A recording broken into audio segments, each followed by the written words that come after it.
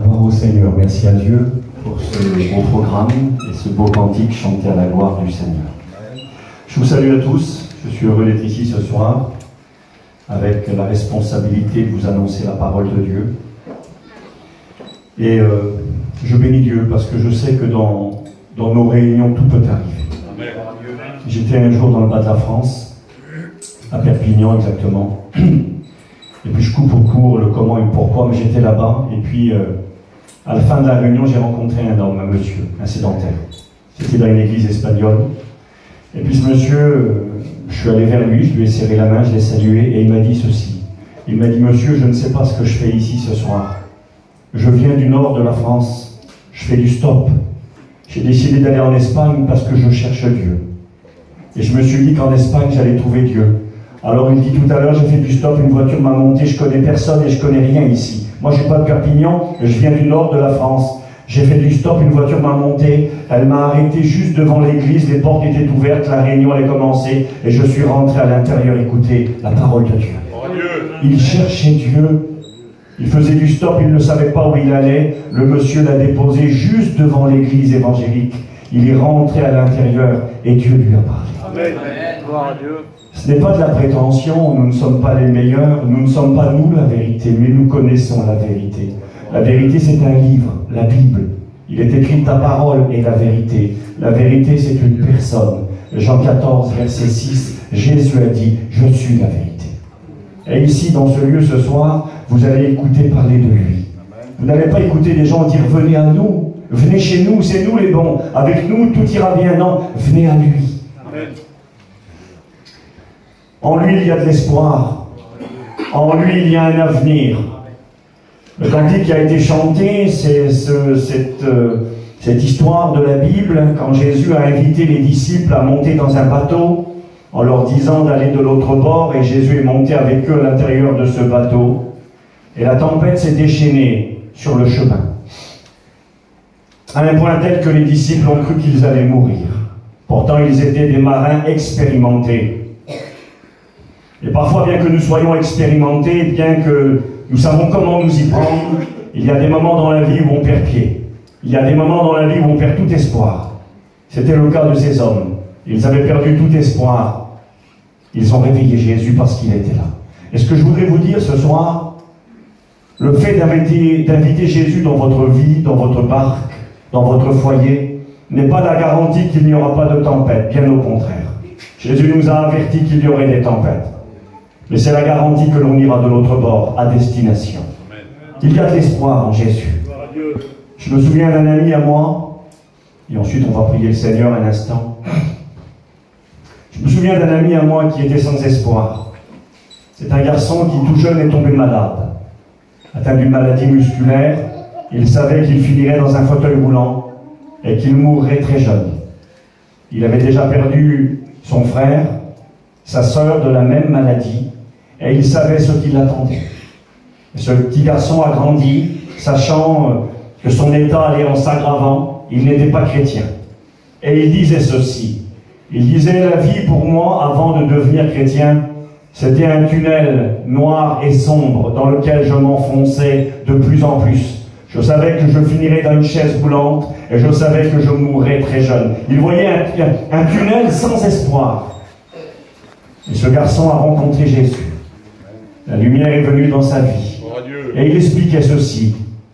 Il expliquait, quand il témoignait, « Je suis toujours dans le même tunnel noir et sombre. À la différence, c'est que maintenant, au bout du tunnel, il y a une lumière qui brille. Amen. Et je sais qu'un jour, je sortirai de ce tunnel. Amen. Je vais vous dire qu'il y a de l'espoir. Et dans ce lieu, ce soir, eh bien, vous allez écouter des bonnes nouvelles. Il est écrit que nous étions autrefois sans Dieu, sans espérance, dans ce monde. Mais il est venu à nous. De l'espoir dans la maladie, de l'espoir dans le deuil. Comment espérer devant la mort? Quand le cercueil est là, je m'excuse, devant une tombe, il n'y a plus d'espoir. Pour nous qui sommes chrétiens, nous sommes pleins d'espérance. Car nous avons compris, à travers l'évangile, que pour ceux qui appartiennent à Dieu, la vie continue. Et continuera pour l'éternité. L'espoir quand il n'y a plus d'espoir. Quand humainement possible, il n'y a plus de solution. Lui, il est là. Amen. J'aimerais que l'on puisse se présenter ensemble devant le Seigneur. Nous avons mangé avec le frère Marc ce soir, et puis le frère Patrick, c'est ça? Je vais demander aux deux frères de prier le Seigneur pour moi et pour chacun d'entre nous, que Dieu nous bénisse et que Dieu nous parle ce soir. Oui, nous te bénissons, Seigneur, parce que nous croyons que tu es au milieu de nous, Seigneur, par ta parole, par ton esprit. Tu es dans le cœur de la plupart d'entre nous. Nous prions de bénir ton serviteur et que ceux qui ne te connaissent pas, Seigneur, puissent te recevoir aussi, Seigneur. Puissent recevoir la vie éternelle, une vie nouvelle, Seigneur. Donne-lui ton onction, Seigneur, donne-lui ta grâce. Et ouvre les cœurs, Seigneur, que ton amour puisse changer tout. Amener cette joie, cette paix qui vient du ciel, qui vient de toi, Seigneur. Amen. Pour la gloire, Seigneur. Merci pour la grâce que nous avons d'être là.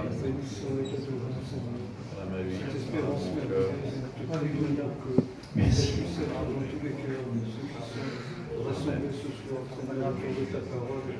Nous te prions de bénir ton serviteur.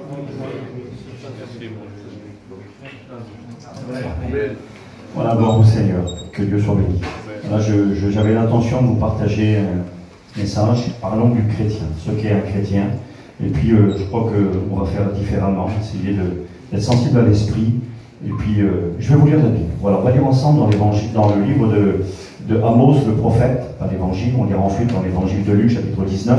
Mais on va lire dans le livre de Amos, le prophète, au chapitre 7 et le verset 14. Pour ceux qui ont la Bible et qui veulent lire avec moi, Amos, chapitre 7, verset 14. Voici ce que dit la Bible, la parole de Dieu.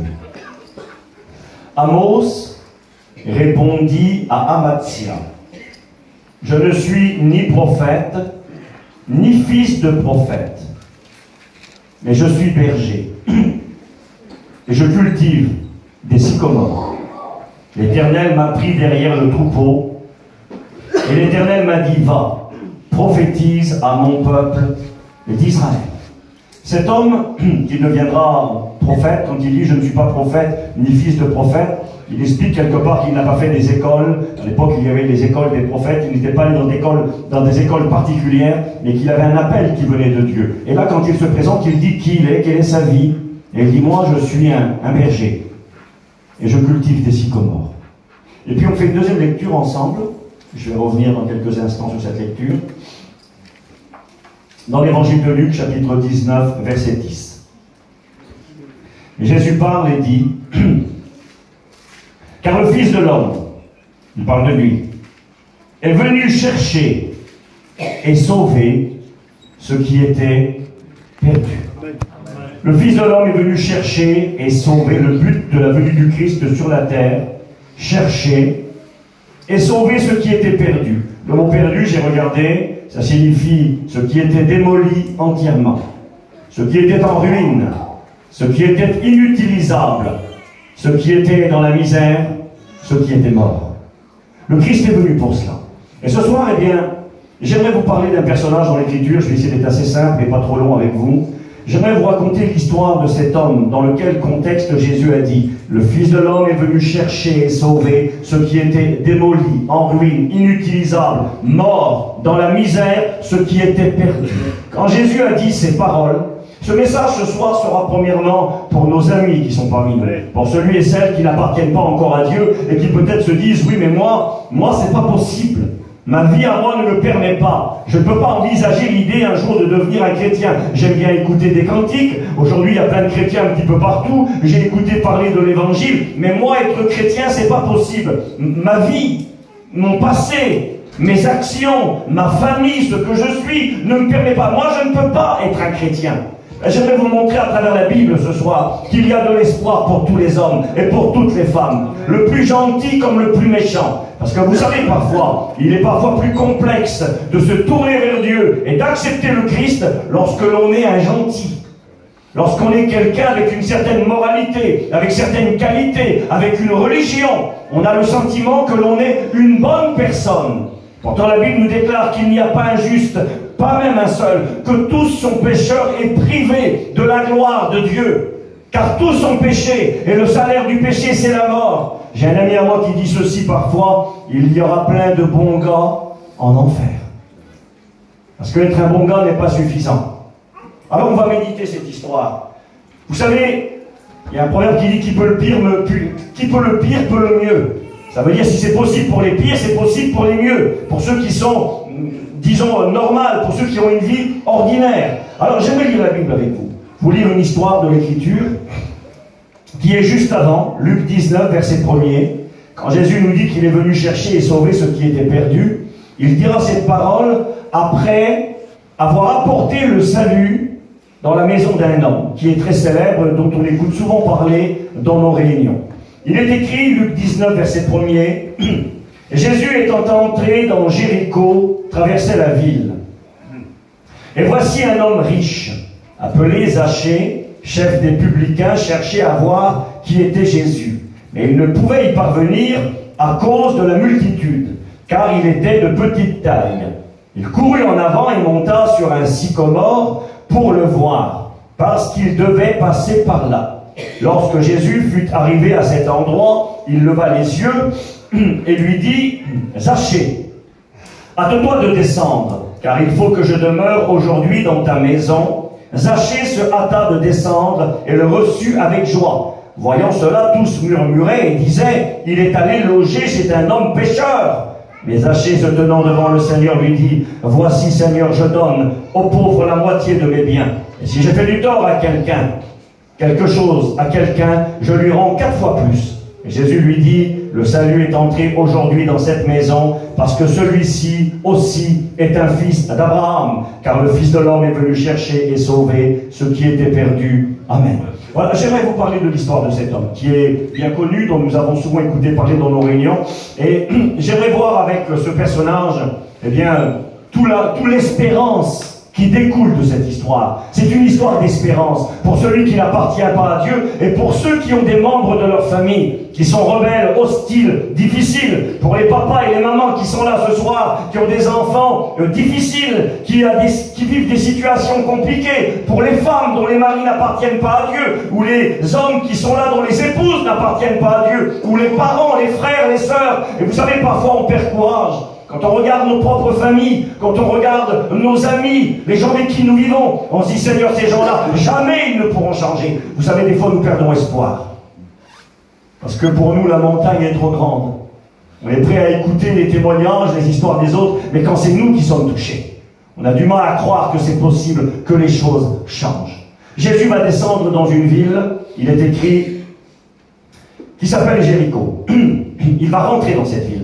En réalité, Jésus vient d'accomplir un miracle, aussi très célèbre. Il vient de guérir 2 aveugles, dont l'un s'appelle Bartimée. Il y avait 2 aveugles qui étaient aux portes de la ville de Jéricho. Et puis Jésus va venir dans cette ville et apporter la guérison à ces 2 malheureux sur le bord du chemin. Et Jésus aurait pu partir.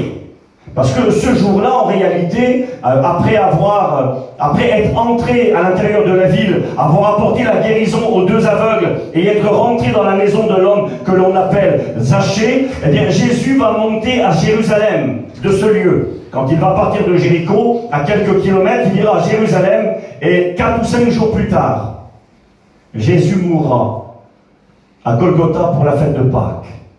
Là, aujourd'hui, on arrive au week-end de Pâques. On est quel jour aujourd'hui? On est mercredi. Donc mercredi, jeudi, vendredi, samedi, dimanche. C'est à peu près la date anniversaire aujourd'hui quand Jésus est entré dans la ville de Jéricho pour Zachée. C'est maintenant la date anniversaire. C'est à peu près 4-5 jours avant la fête de Pâques, parce que 4-5 jours plus tard, Jésus rentrera dans la ville, sera condamné à la peine capitale, sera exécuté. Écoutez-moi bien, Jésus ne reviendra plus jamais à Jéricho. Je ne sais pas s'il y était allé avant, mais ce que je sais, c'est qu'après cette histoire-là, Jésus n'est plus jamais revenu. Il aurait pu guérir les 2 aveugles et quitter la ville, parce que cette ville avait très mauvaise réputation. Jéricho, dans la Bible, est une ville qui a été maudite par Dieu. Vous trouvez cette histoire dans le livre de Josué, au chapitre 5, chapitre 6, lorsque le peuple d'Israël va entrer dans la terre promise, le pays de Canaan. Ils vont traverser le fleuve du Jourdain, et puis la première ville qui sera conquise et détruite, c'est la ville de Jéricho. Elle était peuplée d'hommes et de femmes rebelles, qui n'aimaient pas Dieu, qui méprisaient Dieu. Et puis, la Bible nous enseigne, sans être trop long, que lorsque cette ville va être détruite par l'armée d'Israël, c'est Dieu lui-même qui fera écrouler les murailles de Jéricho, Qui n'a pas écouté parler des murailles de Jéricho qui ont été écroulées par la puissance de Dieu? Il est dit que le peuple d'Israël a fait le tour de la ville pendant 7 jours. En tout, ils ont fait 13 fois le tour. Ils ont poussé des cris, joué souffler dans des trompettes. Et puis, il est écrit que Dieu a écroulé les murailles de la ville. Écoutez-moi. Et quand la ville a été vaincue, Dieu a donné un ordre à Josué et au peuple d'Israël. Vous détruirez toute la ville et tous ceux qui y habitent. Et plus jamais quelqu'un n'aura le droit de reconstruire cette ville. Elle est maudite, elle est dévouée par interdit. Vous savez ce qu'on faisait généralement dans ces villes-là? On les rasait, on passait le sol de la charrue et on jetait du sel pour que rien ne repousse. Voué à la malédiction. Josué a prophétisé. Il a dit, maudit quiconque rebâtira la ville de Jéricho. Il posera les fondations au prix de son fils premier-né, et s'il continue la construction, quand il arrivera au linteau des portes et à la construction des portes, son second fils mourra. Un ultimatum avait été posé. Interdiction de rebâtir la ville, maudit Jéricho. Jéricho est construite à côté du désert de Judée. C'est là d'ailleurs que Jésus a été tenté par le diable. Elle est la ville qui se trouve à l'endroit le plus bas sur la terre, plus de 200 mètres en dessous le niveau de la mer. Elle est juste à côté de la mer Morte. Il y a la mer Morte d'un côté, derrière il y a le désert de Judée. C'est un endroit très hostile, au bas fond de la terre. L'endroit le plus sombre, le plus enfoncé, le plus retiré du monde. Jéricho, la ville maudite. Et il est écrit dans la Bible, vous pourrez lire chez vous, dans 1 Roi, chapitre 16, verset 34, qu'un homme, quelques centaines d'années après Josué, aura la folie de reconstruire la ville maudite.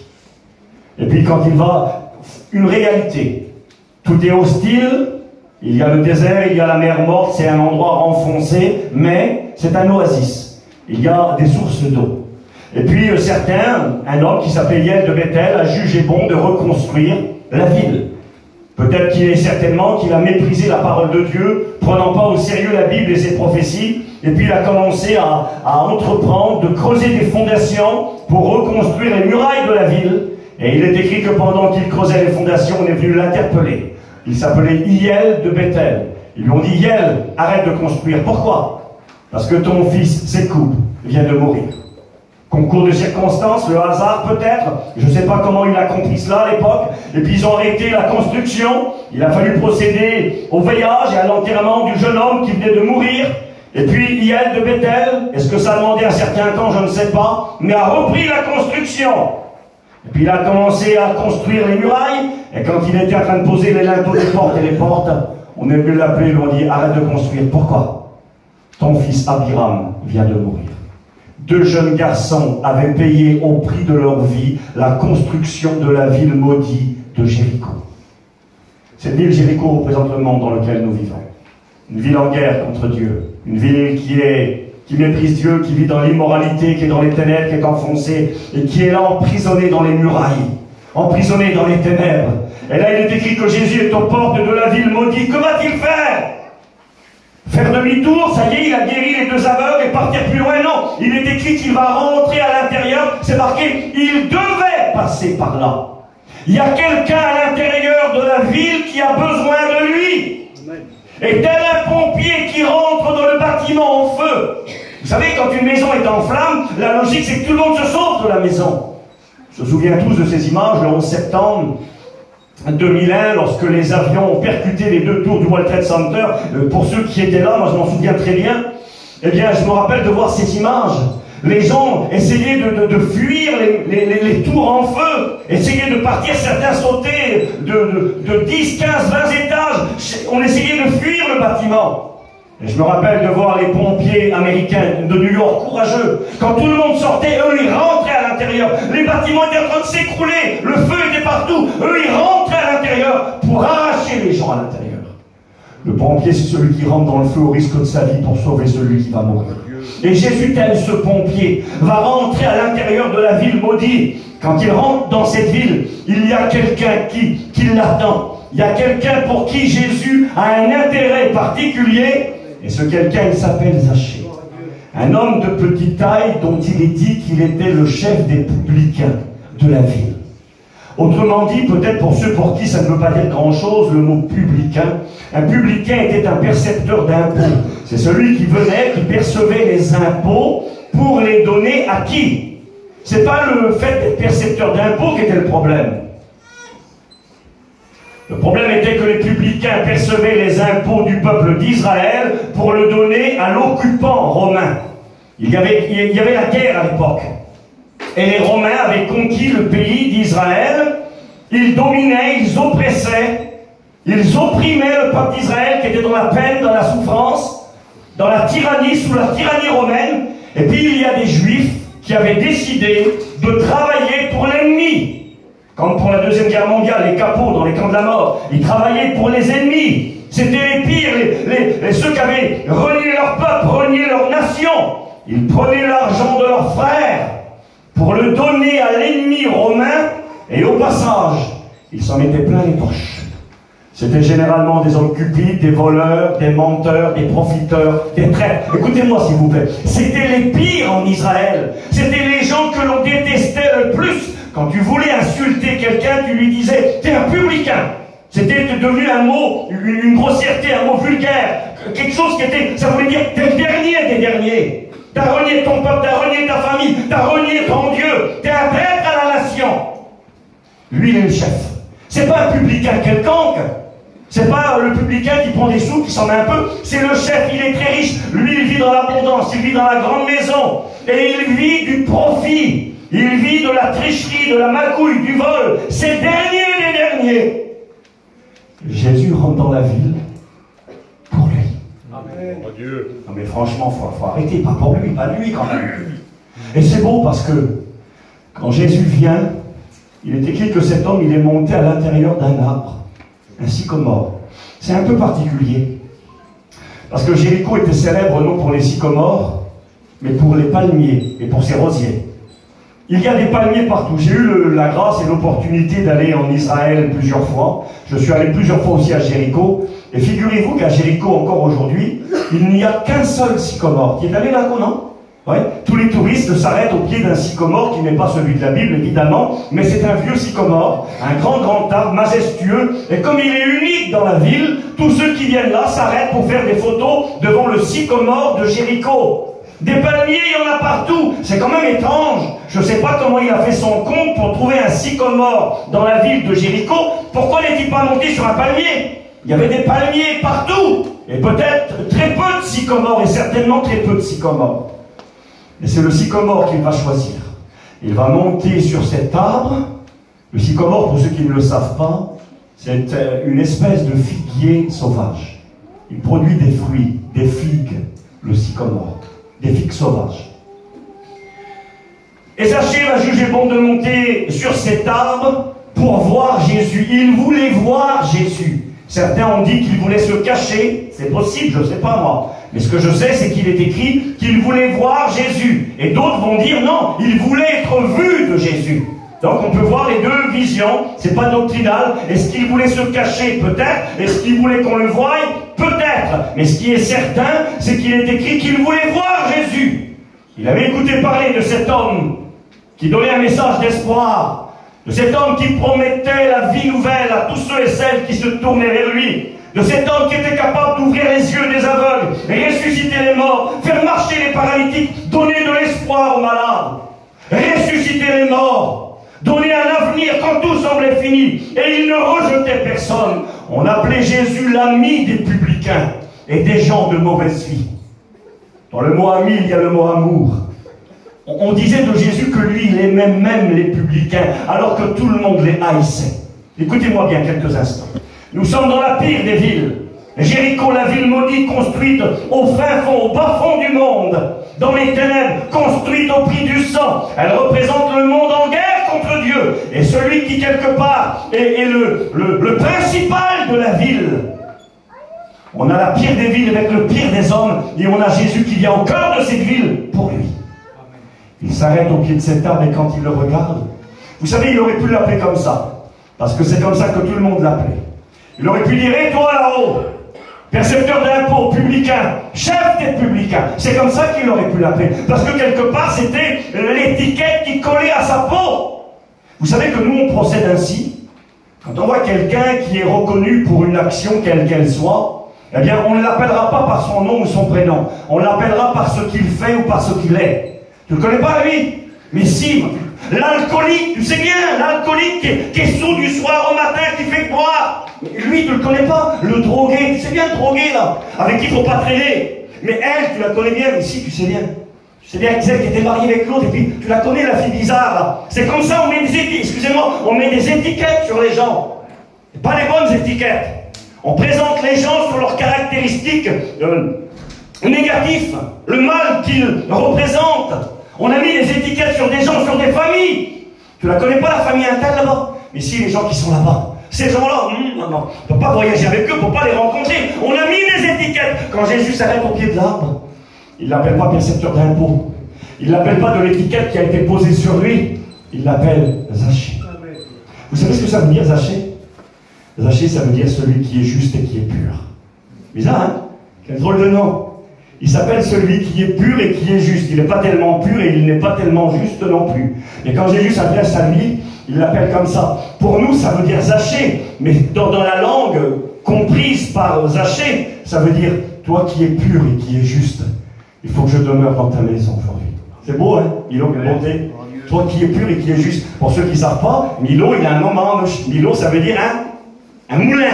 Ou le moteur d'une auto, hein, Milo. Alors, t'écoutes, tu dis Milo, mais celui qui parle en douche, il sait ce que ça veut dire. Eh bien, quand tu comprends la langue, eh bien, Zachée, ça veut dire celui qui est pur et qui est juste. Toi qui es pur et qui est juste, il faut que je demeure chez toi. Et les gens vont dire, mais comment ça, faut demeurer chez lui? Non, Jésus te trompe d'adresse, c'est pas chez lui qu'il faut aller. Lui, c'est le pire, lui, c'est le dernier. Je suis venu chercher et sauver ceux qui étaient perdus. Pourquoi ainsi la mort? Alors, il y a certainement bien des explications. Moi, j'en ai quelques-unes. J'ai appris en recherchant et en étudiant un petit peu que le sycomore, le bois de cet arbre qui est un figuier sauvage, était un bois célèbre en Égypte. Parce qu'on utilisait le bois du sycomore pour faire des cercueils. On faisait des sarcophages dans lesquels on enterrait les gens importants, les princes, les pharaons. On faisait des cercueils avec ce bois parce qu'il était solide et il représentait la mort et la mort éternelle. C'est l'arbre qui représente la mort et la mort éternelle. Et puis il y avait des fruits, je vous l'ai dit, c'est un figuier. Donc qu'est-ce qu'on trouve sur un figuier? Des figues. Mais le problème du sycomore, les figues qu'il produisait étaient des fruits non comestibles pour l'être humain. Ils étaient mauvais.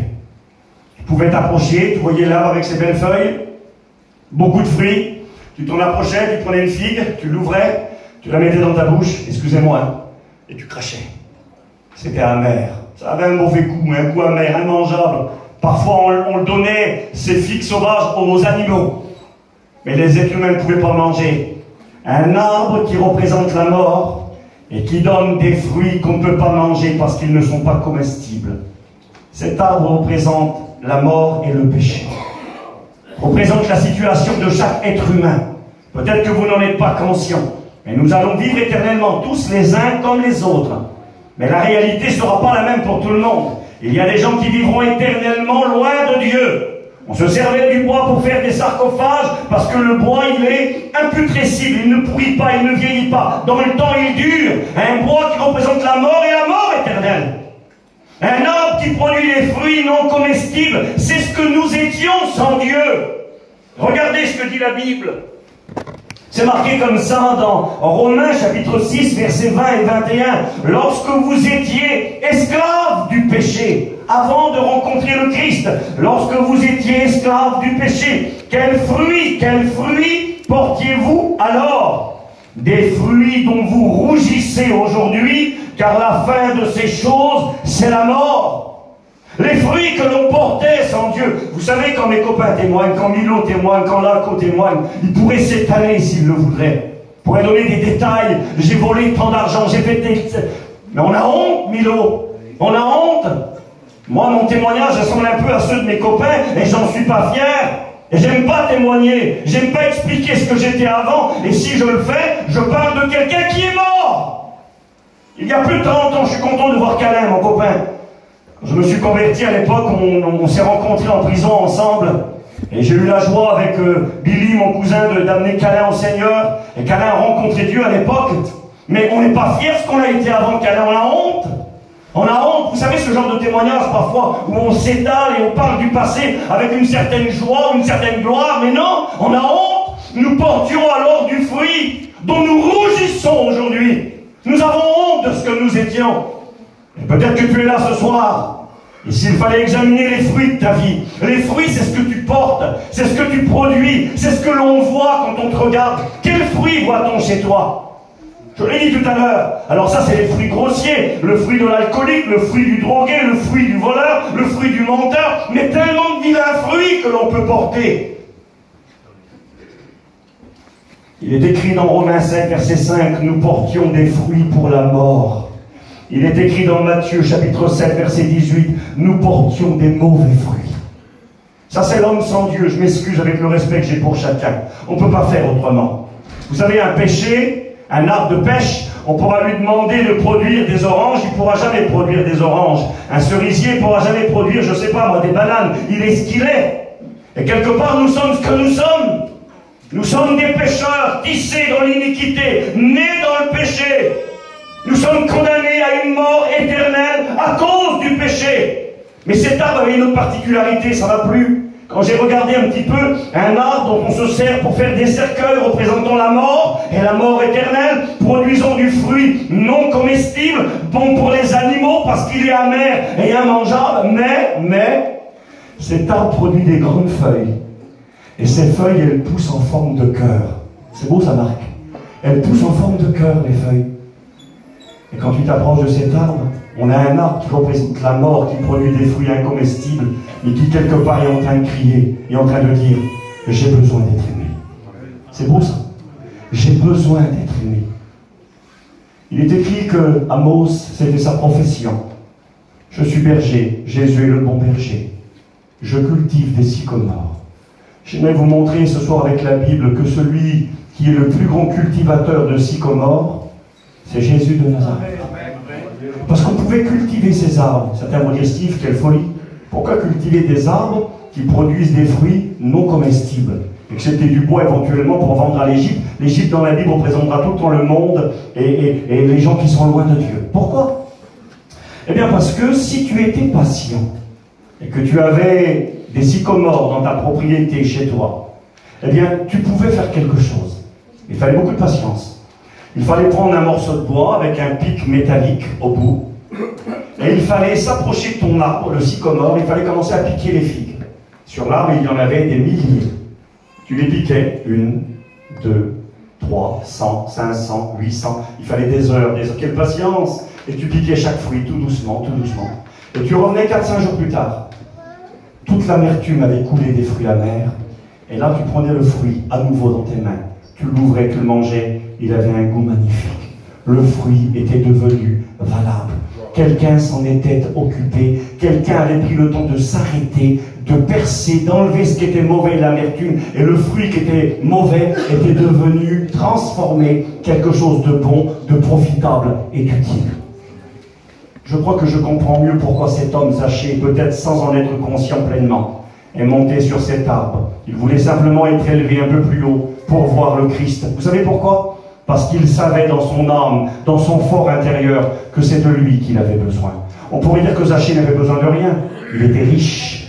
Il avait une belle et grande maison. Il était l'homme important, le chef des publicains. Vous savez, on peut tout avoir dans la vie. Mais à l'intérieur, il y a ce vide en forme de Dieu que rien ne peut combler. Certains ont dit ceci. L'argent peut acheter un bon lit, un bon matelas, mais ne peut pas acheter le sommeil. L'argent peut nous permettre d'acheter des bons médicaments et de payer un grand professeur, mais ne peut pas payer la santé. L'argent peut payer une belle tombe au cimetière, mais ne peut pas payer une place au ciel. La tombe peut payer des exomyles, des tranxènes, des antidépresseurs, mais n'est pas capable de vous payer la paix.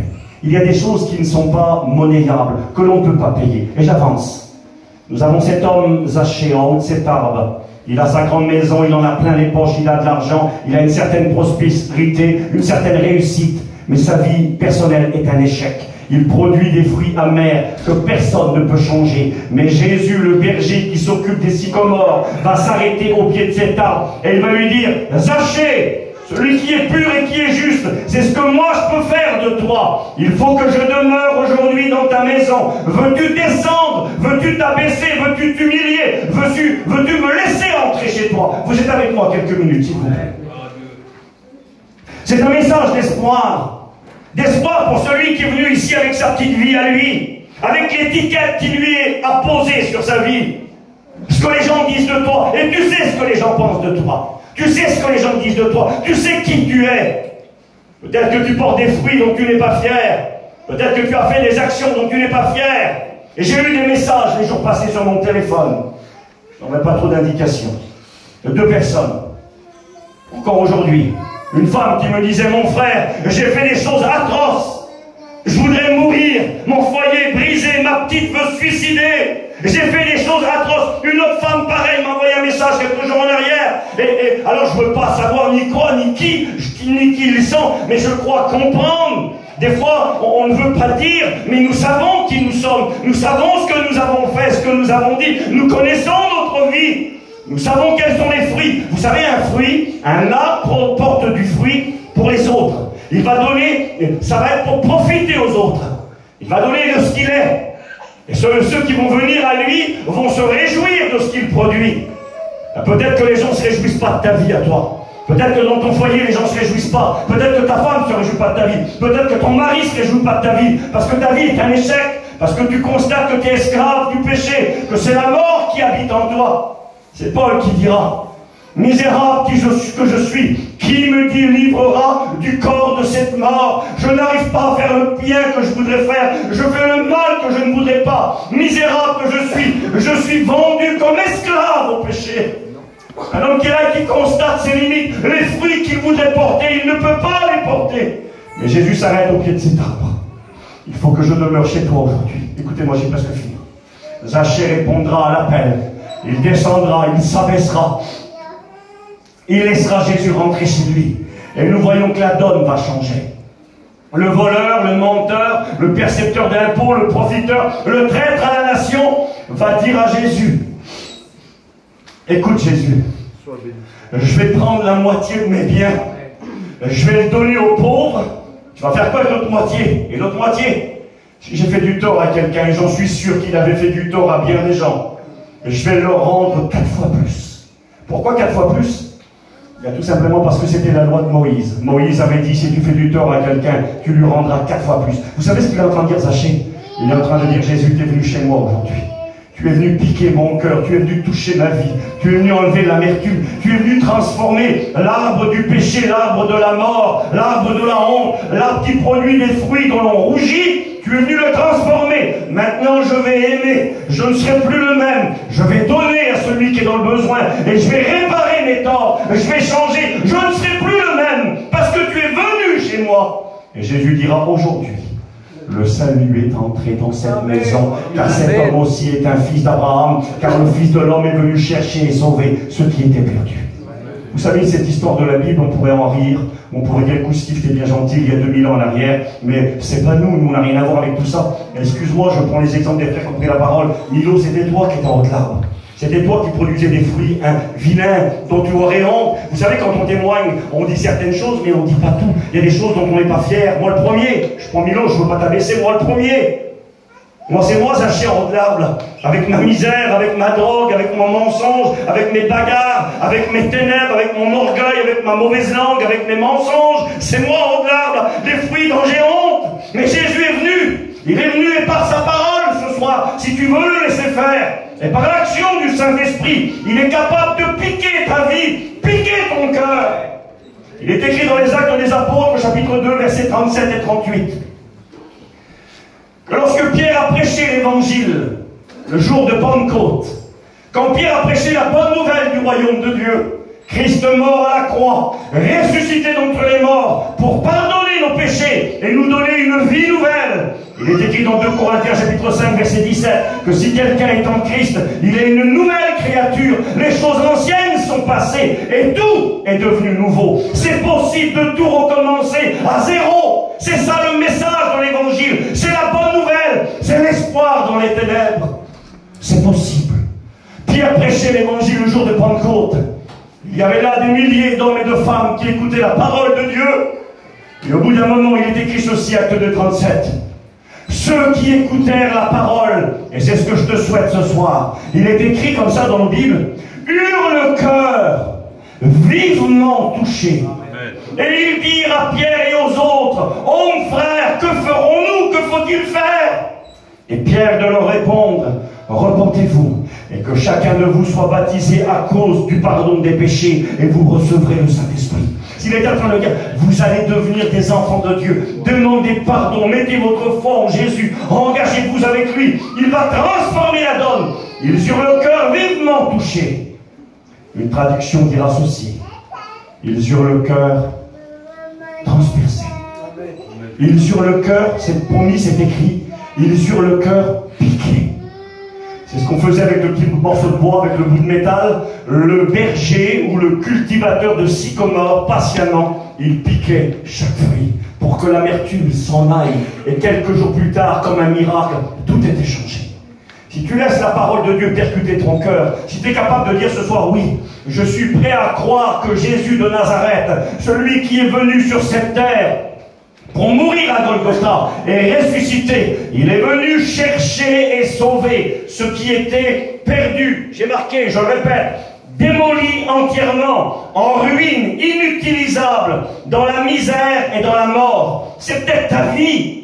C'est peut-être la vie de tes enfants, la vie de tes parents. Et pour toi, il n'y a plus d'espoir. Mais j'aimerais te dire que Christ est l'espoir. Et que quand lui vient, il est capable de transformer un arbre qui n'apporte que des mauvaises choses, qui n'apporte que la mort, le transformer en un arbre de vie. Regardez ce qu'il est écrit. Je vous lis quelques versets.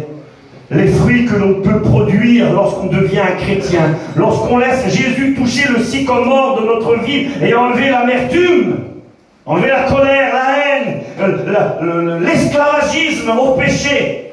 C'est écrit dans Galates chapitre 5 et verset 22. Quand le Saint-Esprit vient habiter un cœur, il est marqué car le fruit de l'Esprit, c'est. Première part de l'Esprit, du fruit, pardon. C'est quoi? L'amour. Ah, un cœur capable d'aimer. Je te promets que c'est vrai. Milo, il a dit, je me suis levé le matin, j'ai vu mes petits dehors. J'ai vu ma femme, j'ai vu mes petits, hein, et il y en a plein qui ont témoigné de ça, mais je ne me rendais pas compte qu'elle était là, je ne voyais pas les petits, je ne voyais rien. Mais quand l'amour vient, on aime nos enfants, on aime notre femme, on aime nos familles, on aime même nos ennemis. Je l'ai vu plusieurs fois. L'amertume, là, je lui en veux. À la mort, je me vengerai. T'as dit ça, Milo, tout à l'heure. J'en voulais au raclé qui me fait du mal. Je me vengerai. Mais quand l'amour vient, quand l'esprit vient, quand le cœur est transpercé par la parole du Christ mort et ressuscité, on devient capable d'aimer même nos ennemis. J'étais un jour en Israël, on avait fait une réunion comment c'était à En-Gedi, pas très loin d'ailleurs de Jéricho. On avait fait une réunion et un homme qui était là, un jeune homme, 30, 35 ans, a été touché par la parole de Dieu. On n'a rien vu, pas de cinéma, pas de feu d'artifice, mais il a laissé son cœur être touché par la parole de Dieu. Et dans cette réunion où il était question du pardon entre David et son beau-père, eh bien Saül, le pardon avait été prêché par je ne sais plus qui, c'est pas tellement grave qui avait prêché, mais c'était la parole de Dieu. Ce garçon qui n'était pas chrétien, il était venu faire plaisir à sa femme dans le voyage en Israël. Le soir, arrivé à l'hôtel, personne ne lui a rien dit, il a pris son téléphone, il était en conflit avec un homme depuis des années en France, avec qui il y avait des gros problèmes, on ne lui a rien dit. Il a pris son téléphone, il aurait pu dire, je vais attendre de rentrer en France. Non, le soir, arrivé à l'hôtel, il a pris le téléphone, il a appelé à cet homme, il lui a dit, je te demande pardon, c'est fini, je me réconcilie avec toi.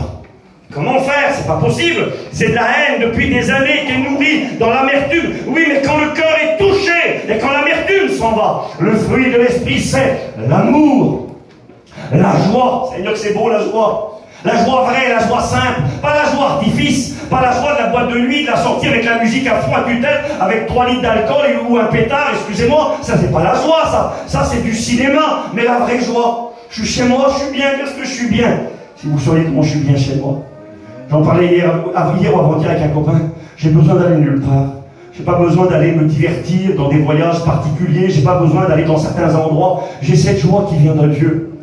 L'amour, la joie, la paix, la bonne paix, celle qui surpasse toute intelligence. l'amour, la joie, la paix, la patience. Oh là là, des fois on manque de patience. Et quand le Seigneur vient, il peut nous transformer. L'amour, la joie, la paix, la patience, la bonté, la douceur. Hein, la tempérance, la maîtrise de soi, la bénignité, la facilité à pardonner. On n'est plus les mêmes. Le fruit de l'esprit est venu, on a du mal à se reconnaître. Je le répète, quand on parle de ce que l'on était avant, on parle d'un étranger. Quand on parle du Zaché dans le sycomore de la mort, qui produit les fruits de la honte, c'est un étranger. Nos vies ne sont plus les mêmes. Regardez que c'est beau. Il est écrit dans Jean, chapitre 4, verset 36, qu'aujourd'hui nous produisons des fruits pour la vie éternelle. Il est écrit dans Romains 7, verset 4, nous produisons maintenant des fruits pour Dieu. Il est marqué dans Jacques 3, verset 17, nous produisons maintenant des bons fruits. Avant c'était des mauvais fruits. Maintenant c'est des bons fruits. Regardez, c'est beau, je me dépêche. Jacques 3, 18, nous produisons le fruit de la justice. Avant c'était pas ça. Éphésiens 5, verset 9, nous produisons le fruit de la lumière. Car le fruit de la lumière consiste en toutes sortes de bonté, de justice et de vérité.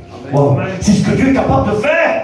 On l'espère, on est là, je te le promets, c'est vrai. Je ne suis pas en train de te vendre de la marchandise, en train de te faire briller des choses fausses, mais c'est le message de l'évangile. Si quelqu'un est en Christ, il est une nouvelle créature. J'ai noté quelques versets. Regardez, ils sont beaux. Ces versets-là qui nous résument l'histoire. Jean 3,16, oui, Dieu a tellement aimé le monde qu'il a donné son Fils unique afin que quiconque, et quiconque c'est toi, tu mets ton nom, c'est Zaché, c'est toi, afin que quiconque croit en lui ne périsse point, mais qu'il ait la vie éternelle. Il est écrit dans 1 Timothée chapitre 2, verset 4, car Dieu veut que tous les hommes soient sauvés et parviennent à la connaissance de la vérité. Il est écrit dans Tite 2, verset 11, car la grâce de Dieu, source de salut pour tous les hommes, a été manifesté. Tu as le droit de venir boire à la source de la grâce. Il est écrit dans Romains chapitre 5 verset 20, là où le péché a abondé, la grâce elle surabonde. La grâce est plus grande que ton péché, tes erreurs, tes fautes, tes actions, les fruits pourris que tu as produits dans ta vie. Ce soir il est capable, si tu te laisses transpercer, de transformer ta vie. Jean 6, 37, je ne mettrai pas dehors celui qui vient à moi, dit le Christ. Jean 12, verset 32, Jésus dit, quand je serai élevé de terre, j'attirerai tous les hommes à moi. Ce soir, tu as le droit. Zaché, le dernier de dernier, le pire des pires, dans la pire des villes, Jésus vient pour lui. Il vient sortir du feu. Ce soir, je te promets qu'il est capable de te sortir du feu. Il est capable de faire de toi une nouvelle créature, de te donner une vie nouvelle. Si ton cœur te condamne, il est plus grand que ton cœur. Et si Satan t'accuse, il est l'avocat qui n'a jamais perdu aucun procès. Ce soir, tu as. Amen. Que Dieu soit béni et glorifié. Nous avons nos frères qui ont témoigné, Laco, Milo, des Zaché dans la ville de Jéricho. Moi j'étais avec eux aussi. J'ai vu Dieu agir tellement rapidement. Vous avez écouté ce qu'il a dit, Milo? Il a dit, mon cousin m'a dit, est-ce que tu veux que je prie pour toi? Ça a été le moment, Milo, le cœur a été percé. Là, t'as laissé une porte ouverte. Il aurait pu dire, Zaché, Jésus, écoute Jésus, t'es bien gentil, mais non. Non, je reste dans ma situation, je suis le grand ici dans la ville, je suis petit en taille, mais c'est moi le grand, c'est moi le boss, c'est moi qui commande, je reste ici, ça me plaît comme ça. Il a accepté de descendre, il a laissé. Jésus dira dans Apocalypse 3, verset 20, je me tiens à la porte et je frappe, si quelqu'un entend la voix, ma voix, et ouvre la porte, eh bien j'entrerai chez lui, je souperai avec lui et lui avec moi. Il faut ouvrir la porte. Il faut le laisser venir percer et enlever l'amertume. Tu seras capable d'aimer, de pardonner, de te réconcilier, d'être libre, de vivre dans une sainteté de vie, une vie nouvelle. J'ai expérimenté cela dans ma vie autour de moi et dans tellement de personnes. Et je ne sais pas si je vous avais partagé cette anecdote l'année dernière quand je suis venu vous voir. Alors je le fais ce soir, c'est pas grave, même si je l'ai déjà fait. Mais c'est une expérience qui m'a beaucoup touché dans ma vie. J'ai vu depuis maintenant plus de 30 ans, j'en parlais avec Calais, mon copain, il y a 30 ans en arrière, on était ensemble en prison. Les années ont passé et j'ai vu bien la main de Dieu tellement souvent dans ma vie, en France, à l'étranger, partout. J'ai vu que le besoin de l'homme, la réponse à cette soif d'espérance, de vie nouvelle, elle a un nom, elle s'appelle Jésus de Nazareth, quel que soit le pays.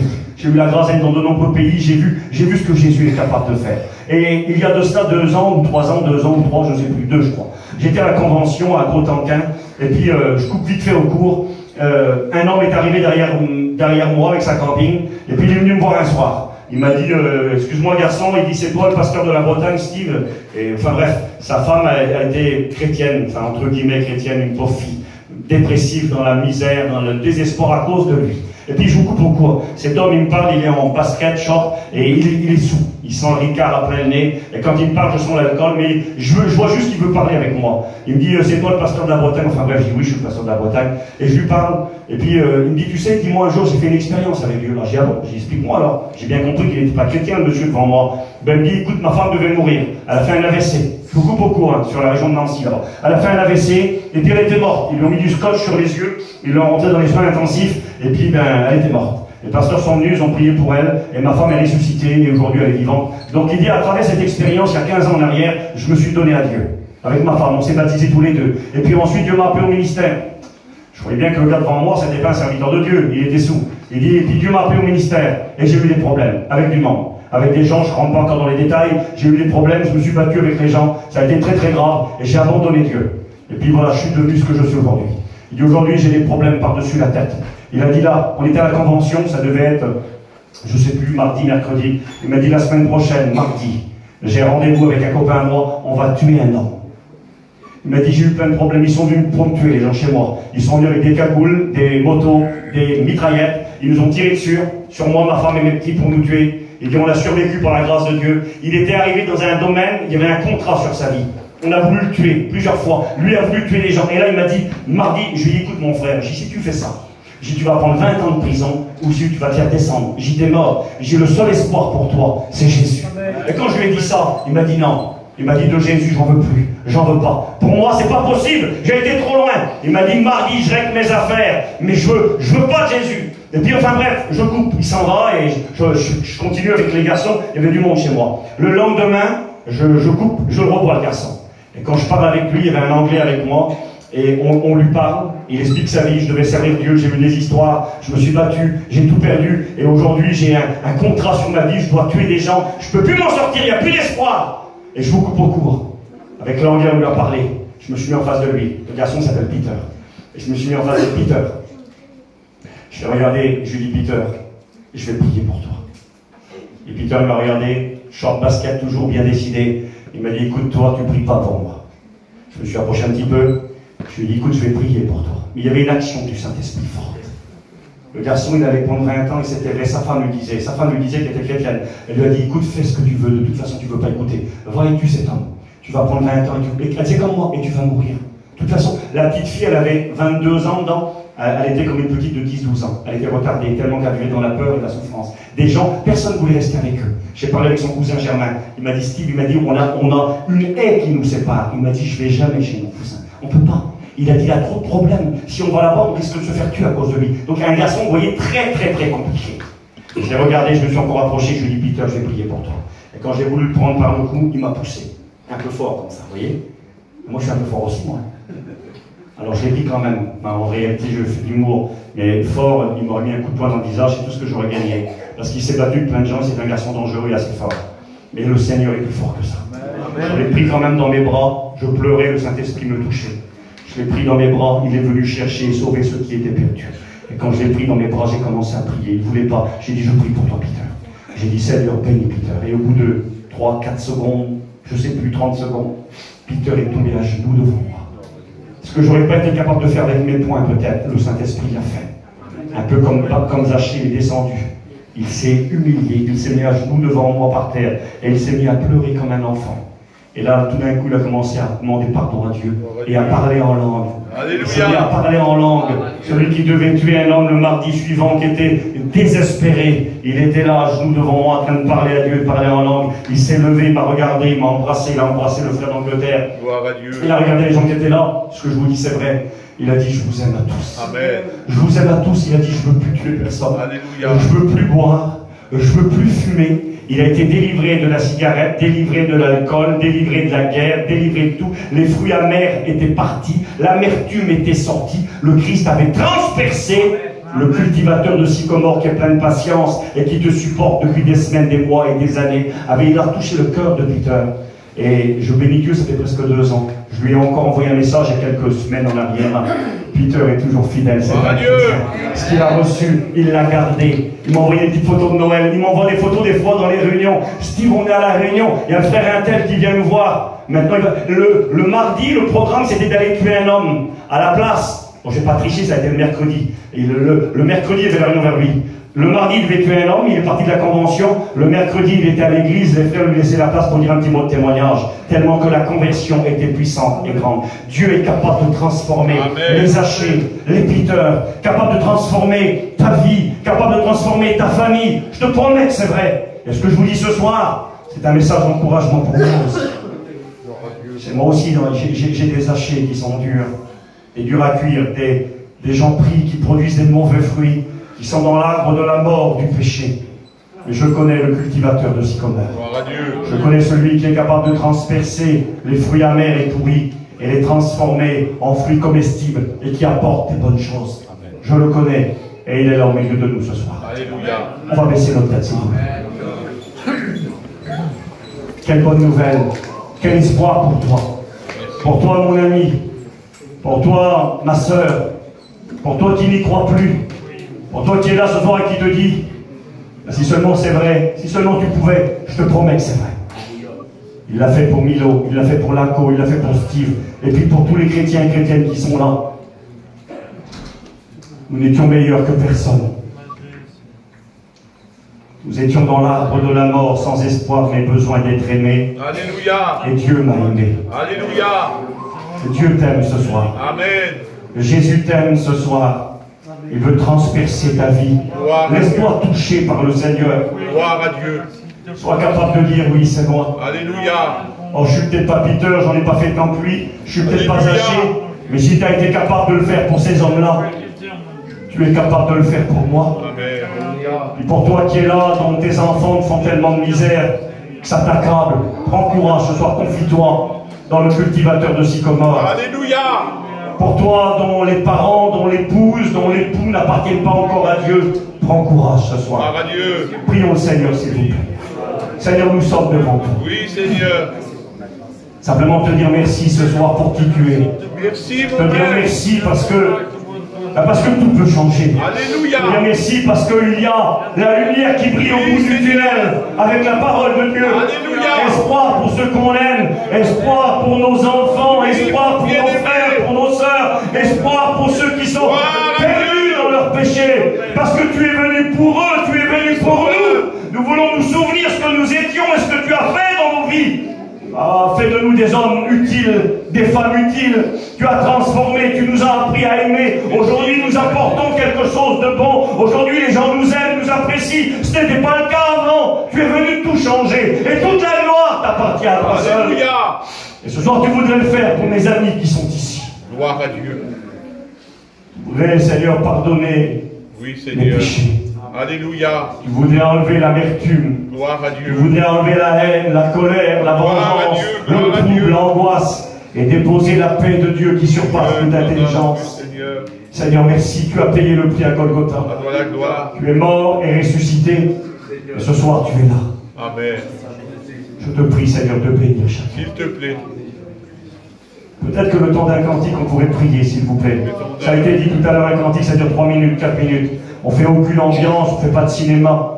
Mais vous donnez la possibilité peut-être de réfléchir au message. Alléluia. Et peut-être d'inviter le cultivateur de sycomore, Jésus, à venir piquer ton cœur, à venir toucher ta vie, à lui dire oui Seigneur, viens s'il te plaît, Amen. viens tout changer, tu penses à moi, il y a une place pour moi. Amen. On prie le Seigneur le temps d'un chant, s'il vous plaît. Alléluia. Demandez à Manzon de nous chanter un cantique s'il le veut. Manzon, viens s'il te plaît. Gloire à Dieu. Le temps d'un chant, on prie le Seigneur, on finira la réunion. Gloire à Dieu. Gloire à Dieu. Gloire à l'Éternel. Gloire à ton Priez le Seigneur. Seigneur l'Église, s'il vous plaît. Alléluia. Toi qui as été touché par le Christ, Alléluia. toi qui lui appartiens, toi qui as reçu le cœur nouveau, la vie nouvelle en Jésus-Christ, ce soir intercède pour celui qui est ici parmi nous Oui, baron et qui Dieu. a besoin aussi de cette grâce particulière. Pour la gloire Jésus. Merci mon maître. Merci, merci, merci, merci. Merci. Merci, merci, merci. Merci mon bien-aimé. Toute ma vie. Merci, merci, merci. Merci, merci.